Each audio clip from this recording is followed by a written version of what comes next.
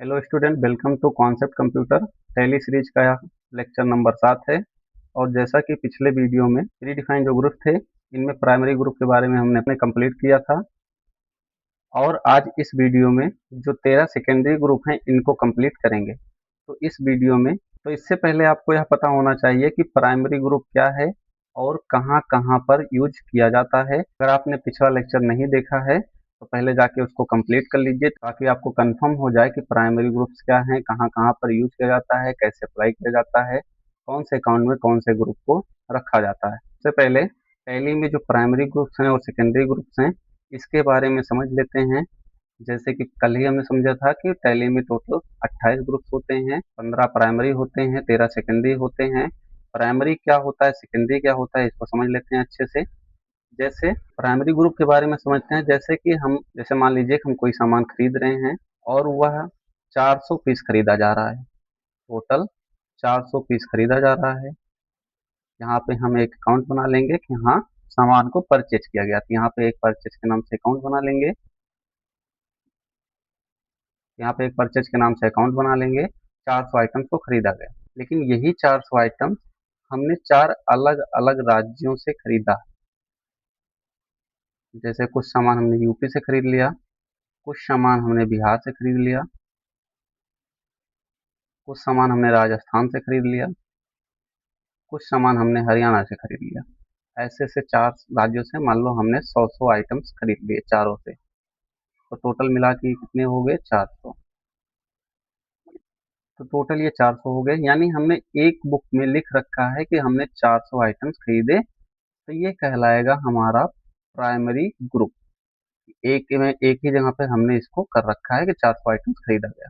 लेकिन यही 400 आइटम 4 राज्यों से अलग अलग खरीदा गया। जैसे यूपी से हमने 100 आइटम्स खरीद लिए, फिर बिहार से 100 खरीद लिए, राजस्थान से 100 खरीद लिए, हरियाणा से 100 खरीद लिए। अभी हमें कभी भी ऐसा जरूरत पड़ गया कि टोटल कितना खरीदा गया, तो हम प्राइमरी ग्रुप से बता सकते हैं टोटल 400 खरीदा गया। ऐसे हमें पूछा जाए, कभी जरूरत पड़ सकती है कि यूपी से कितना खरीदा गया, हम तुरंत देख के बता सकते हैं कि यहीं से यूपी से इतना खरीदा गया। यानी कि बुक एक ही है, उसको वो 400 पेज की है, उसको 100 पेज में हमने ऑलरेडी बांट के रखा है। कभी भी हमसे अलग अलग पूछा जाए या अलग अलग हमें जानने की जरूरत हो तो हम ऐसे जान सकते हैं। तो ये जो चारों 401 में है, ये कहलाएगा आपका प्राइमरी ग्रुप। ये जो 100 अलग अलग कर दिया गया, इसी को बांट दिया गया 100 पेज में, ये कहलाएगा आपका सेकेंडरी ग्रुप। आई थिंक आप लोगों को समझ में आ गया होगा कि प्राइमरी ग्रुप को ही तोड़ दिया जाता है तो उसी को बोला जाता है सेकेंडरी ग्रुप। तो चलिए सेकेंडरी ग्रुप के बारे में पढ़ते हैं, यहाँ अच्छे से आप लोगों को समझ में आ जाएगा। जैसे पहला है reserve and surplus. Reserve and surplus क्या होता है, पहला है रिजर्व एंड सरप्लस। ये रिजर्व एंड सरप्लस, इसके आगे देख भी रहे हैं कि इसका प्राइमरी ग्रुप भी लिखा गया है कैपिटल अकाउंट। यानी जो ये रिजर्व एंड सरप्लस है, ये कैपिटल अकाउंट का ही सेकेंडरी ग्रुप है। जानते हैं कि क्या होता है कैपिटल अकाउंट में रिजर्व एंड सरप्लस। जैसे आप कोई बिजनेस कर रहे हैं, अब बिजनेस करने में आपको एक साल में मान लीजिए 5 लाख रुपए का फायदा हो गया। या तो इसी 5 लाख रुपए से आप एक नया बिजनेस स्टार्ट करेंगे, या तो इसी 5 लाख रुपए को आप इसी बिजनेस में लगा देंगे, या फिर यही 5 लाख रुपए आप निकाल लेंगे अपने पर्सनल व्यक्तिगत यूज के लिए खर्च कर लेंगे। अगर ऐसा कुछ भी आप नहीं कर रहे हैं, यही 5 लाख रुपए आप क्या करेंगे, बिजनेस में रख लेंगे। यानी आपने बिजनेस में लगाया भी नहीं, हाँ बिजनेस को बढ़ाने के लिए लगाया है, लेकिन आपके बिजनेस में 5 लाख का जो फायदा हुआ वो बिजनेस में ही रखा हुआ है। तो यही कहलाता है रिजर्व एंड सरप्लस अकाउंट। तो आप लोग समझ में आ गया होगा कि रिजर्व एंड सरप्लस ग्रुप्स क्या होता है। ये टोटल, ये आपका कैपिटल अकाउंट का ही एक सेकेंडरी ग्रुप होता है, रिजर्व एंड सरप्लस। यानी बिजनेस में फायदा हुआ, वही पैसा हम बिजनेस में लगाएंगे, लेकिन अभी नहीं लगाएंगे, कुछ दिन बाद लगाएंगे, तो वो पैसा हम बिजनेस में ही रख लिए हैं, निकाले नहीं है, तो कहलाएगा रिजर्व एंड सरप्लस अकाउंट। अगला बैंक ओवरड्राफ्ट। अब ये बैंक ओवरड्राफ्ट क्या होता है, जब हम क्या करते हैं, बैंक से लोन लेते हैं तो उसे कहते हैं बैंक ओवरड्राफ्ट। यानी जब बैंक जमा से ज्यादा संपत्ति हमको देने लगे तो वो कहलाता है बैंक ओवरड्राफ्ट। ये भी देखिए, ये लोन्स लाइबिलिटीज का सेकेंडरी ग्रुप होता है। हमने ऊपर लोन्स लाइबिलिटीज के बारे में यहाँ पे पढ़ लिया था कि जब हम किसी भी प्रकार का लोन लेते हैं तो वो रखा जाता है लोन्स लाइबिलिटीज में। अब इसी को इसने ग्रुप में बांट दिया है, तो देखेंगे यहाँ पे 3 ग्रुप में बांटा गया है। बैंक ओवर ड्राफ्ट, यानी ये इसका लोन्स लायबिलिटीज का सेकेंडरी ग्रुप है। यानी कि जब हम बैंक से लोन लेंगे तो वो जाएगा किसमें, बैंक ओवर ड्राफ्ट ग्रुप में रखा जाएगा। यहीं पे है सिक्योर लोन।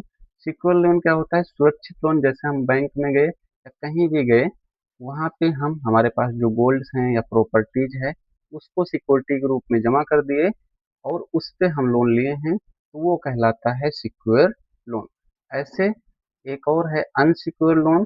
अनसिक्योर लोन का मतलब हो गया जैसे हमने दोस्तों से लोन ले लिया, तो उनको हमने सिक्योरिटी के रूप में ना तो गोल्ड दिया है ना तो कोई प्रॉपर्टी का डॉक्यूमेंट दिया है, यानी सिक्योरिटी नहीं दी है, तो वो कहलाएगा अनसिक्योर लोन। और ये तीनों के तीनों कहलाते हैं लोन्स लायबिलिटीज के सेकेंडरी ग्रुप।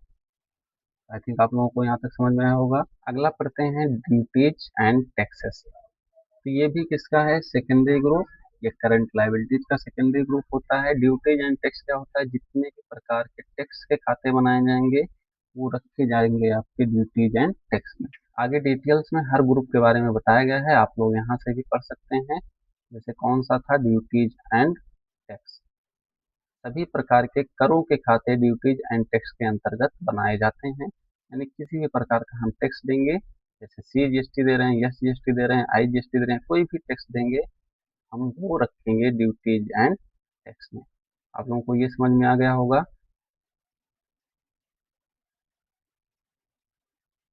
ये जो होता है ये करंट लायबिलिटीज का ही एक भाग होता है। फिर अगला होता है प्रोविजन।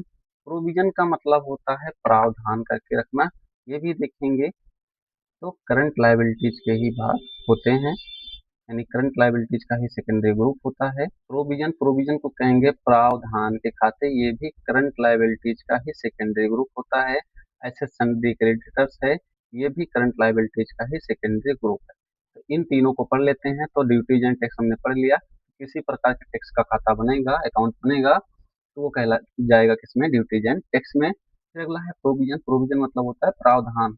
जैसे एग्जाम्पल समझा जाए कि हम सैलरी दे रहे हैं हर मंथ, मान लो 500 रुपये, 5,000 रुपये हम हर मंथ सैलरी दे रहे हैं। अब यही 5,000 रुपये हम लास्ट में टैली में जब एंट्री करेंगे मार्च में, तो मार्च वाला हर महीने ऐसे होता है कि हम जो सैलरी दे रहे हैं या रेंट दे रहे हैं, जब महीना कंप्लीट हो जाता है तब देते हैं। ऐसे मार्च वाला क्या होगा कि मार्च का पैसा सैलरी हम देंगे अप्रैल में, लेकिन मार्च में क्या होता है, आपके टैली की क्लोजिंग होती है, मतलब कि आपके फाइनेंशियल ईयर की क्लोजिंग होती है। तो वहां पे क्लोजिंग, अब आप पैसा पहले दे नहीं देंगे, देंगे तो अगले महीने ही। तो वही पैसा यानी 5,000 रुपये, यही जो आप सैलरी दे रहे हैं या रेंट दे रहे हैं, यही पैसा आप क्या करेंगे, प्रोविजन मतलब प्रावधान करके रख लेंगे कि ये पैसा अगले महीने हमको सैलरी या रेंट देना है। तो यही कहलाता है प्रोविजन, यानी कि प्रावधान के खाते। कि रेंट देना है लेकिन अभी नहीं देना है, तो हमने वो पैसा निकाल कर रख लिया, नहीं प्रावधान प्रोविजन करके रख लिया, प्रावधान करके रख लिया कि ये चीज देना है, तो कहलाएगा प्रोविजन अकाउंट। ये ग्रुप समझ में आ गया प्रोविजन। अगला है सन्ड्री क्रेडिटर्स। सन्ड्री क्रेडिटर्स क्या होता है, जब हम किसी व्यक्ति से कम समय के लिए कोई उधार लेते हैं तो वो जाता है सन्ड्री क्रेडिटर्स में। आप पूरा यहाँ थ्योरी पढ़ सकते हैं इसके बारे में। सन्ड्री क्रेडिटर्स, जब हम किसी से कम समय के लिए किसी प्रकार का कोई उधार लेते हैं, उस अकाउंट को सन्ड्री क्रेडिटर्स के अंतर्गत ओपन किया जाता है। एग्जाम्पल समझते हैं। जैसे कहा जाए कि रोहन ने 18,000 रुपये का एक कंप्यूटर मोहन से उधार खरीदा, तो यहाँ पे दो अकाउंट्स बनेंगे। एक क्या खरीदा गया है यानी कंप्यूटर का बन जाएगा, दूसरा किससे खरीदा गया, मोहन से खरीदा गया, तो किसका बन जाएगा, जिसने उधार दिया है यानी कि मोहन का। तो जब हम यहाँ मोहन का अकाउंट खोलेंगे यानी लेजर बनाएंगे टैली में, तो इनको किसके अंदर रखेंगे, इनको रखेंगे सन्ड्री क्रेडिटर्स के अंदर, यानी कि सन्ड्री क्रेडिटर्स। यहाँ पे हम पूरा लिख करके ऐसे लिख देना, सन्ड्री क्रेडिटर्स के अंतर्गत रखेंगे मोहन को, इनसे हमने उधार लिया था इसलिए इनको रख दिया सन्ड्री क्रेडिटर्स। तो आई थिंक यहाँ तक आप लोगों को समझ में आ गया होगा। आगे पढ़ते हैं। अगला है सन्ड्री डेप्टर्स। सन्ड्री डेप्टर्स क्या होता है, इसके अभी देखिए, ये सन्ड्री डेप्टर्स जो है ये करंट असेट्स का सब ग्रुप होता है। सन्ड्री डेप्टर्स ये करंट असेट्स का सेकेंडरी ग्रुप होता है। ऐसे डिपॉजिट असेस्ट है, ये भी करंट असेस्ट का है। लोन्स एंड एडवांस असेस्ट है, ये भी करंट असेस्ट का है। Cash in hand, stock in hand या बैंक अकाउंट, ये सारे के सारे करंट असेस्ट के ही सेकेंडरी ग्रुप हैं। तो चलिए एक एक को हम नीचे पढ़ते हैं। अभी हमने ऊपर पढ़ा कि सेकेंडरी सन्ड्री क्रेडिटर, इसमें बताया गया कि जब हम कम समय के लिए किसी से उधार लेंगे, तब ये रखा जाता है sundry creditor. Sundry debtors, sundry debtors क्या होता है? जब हम किसी को कम समय के लिए किसी प्रकार का कोई उधार देते हैं तो उसे रखते हैं सन्ड्री डेप्टर्स। जब हम कम समय के लिए किसी को कोई उधार देते हैं तो उस अकाउंट को सन्ड्री डेप्टर्स के अंतर्गत रखा जाता है। अभी ऊपर हमने आपको सॉल्व कराया था कि हमने कंप्यूटर उधार लिया था, यानी जब हम उधार लेंगे तो उस व्यक्ति को रखेंगे सन्ड्री क्रेडिटर्स में, लेकिन जब हम उधार बेचेंगे यानी उधार हम देंगे, कोई सर्विस होगी या कोई गुड्स होगा यानी सामान होगा, तब रखेंगे उसको सन्ड्री डेप्टर्स में। जैसे अभी अभी आपको हमने बताया कि यहाँ पे दो अकाउंट बने थे, एक कंप्यूटर का बना था, एक बना था मोहन का। तो मोहन को हमने किसमें रखा था? सन्ड्री क्रेडिटर्स, क्योंकि यहाँ पे हम मोहन से सामान उधार खरीद रहे थे। यहीं पे कहा जाए कि हमने मोहन को सामान एक कंप्यूटर उधार बेचा, तो यहाँ पे भी दो अकाउंट बनेंगे, एक कंप्यूटर का, एक मोहन का। लेकिन अब जब मोहन के नाम से खाता बनाएंगे तो मोहन को रखेंगे सन्ड्री डेप्टर्स में। अगला है डिपॉजिट असेस्ट। डिपॉजिट असेस्ट क्या होता है? जब हम किसी वस्तु के लिए सिक्योरिटी के रूप में पैसा जमा करते हैं तो उस अकाउंट को डिपॉजिट असेस्ट में रखा जाता है। जैसे हम जाएं अपने इंस्टीट्यूट के लिए या अपने कंपनी के लिए कहीं पे गए, कोई बिल्डिंग रेंट पे लिया। अब रेंट पे लिया तो वहाँ पे हमें सिक्योरिटी जमा करनी होती है, तो उस टाइम पे हम एक लेजर बनाएंगे सिक्योरिटी डिपॉजिट के नाम से, और उस सिक्योरिटी डिपॉजिट को किसके अंदर रख इस सिक्योरिटी डिपॉजिट के इस सिक्योरिटी डिपॉजिट का जब अकाउंट्स बनाएंगे तो यह किसमें जाएगा? Under deposit asset. यानी किसी भी वस्तु के लिए किसी भी जगह वगह के लिए हम कोई जगह लेंगे रेंट पे तो उसके लिए हमें सिक्योरिटी देनी होती है। तो जब हम सिक्योरिटी का लेजर बनाएंगे वहां पे तो उस टाइम उस लेजर को यानी उस अकाउंट को किसके अंतर्गत रखेंगे? डिपॉजिट असेस्ट ग्रुप के। अगला पढ़ते हैं loans and advance asset. Loans and advance asset में क्या होता है? ध्यान से देखिएगा। जब हम किसी गुड्स को एडवांस के रूप में पैसा दे देते हैं, यानी हम जब किसी को एडवांस के रूप में पैसा देते हैं तो उस अकाउंट्स को हम लोन्स एंड एडवांस असेस्ट में रखते हैं। एग्जांपल समझिए, जैसे हमें खरीदना था 100 कंप्यूटर, तो हम गए दुकानदार के पास, वहां पे उसको बोले कि हमें 100 कंप्यूटर्स चाहिए। तो उसने बोला ठीक है, 100 कंप्यूटर्स तो अभी नहीं, कल आपको दिला देंगे, कल दे देंगे। तो हम कहे ठीक है। तो उसने कहा कुछ एडवांस में जमा कर दीजिए। तो हमने वहां पे मान लो हमारा 10 लाख हो रहा था, तो हमने वहां पे 1 लाख रुपए एडवांस के रूप में जमा कर दिया। तो जब यही है कि हम एडवांस के रूप में पैसा कहीं भी जमा करेंगे तो उस टाइम जो हम अकाउंट्स बनाएंगे उस शॉप के नाम से या उस जगह के नाम से, उसको रखेंगे लोन्स एंड एडवांस असेस्ट में। दोनों समझ में आया होगा कि जब हम किसी वस्तु के लिए सिक्योरिटी के रूप में पैसा देते हैं तो वो जाता है डिपॉजिट असेस्ट में, लेकिन जब एडवांस देते हैं तो वो जाता है लोन्स एंड एडवांस असेस्ट में। फिर अगला है कैश इन हैंड। यह ग्रुप सभी प्रकार के कैश के लिए इस्तेमाल किया जाता है। जब हम कैश का लेजर बनाते हैं तो उस टाइम पे हम यहाँ पे किस ग्रुप में बनाते हैं? कैश इन हैंड में।